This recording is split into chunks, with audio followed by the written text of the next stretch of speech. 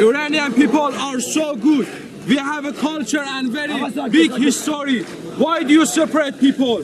Why Afghanian people and Syrian people that don't have culture and history can be interned, but Iranian people that full of sexes can't intern? We have many Iranian sexes, men and women all of the world.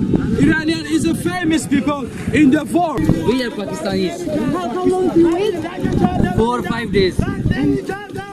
What's happening in this 4 or 5 days? What's happening? They are not opening the border for us. Because you know Syria, Iran, Afghanistan, you know, are involved in terrorist organization. You know, I think somewhere.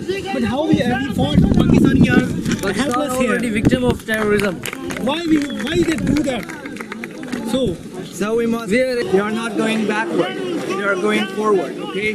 They want freedom. Okay, and they are going to ask them to let them cross the border. Pardon? To Germany, England, anywhere that have freedom.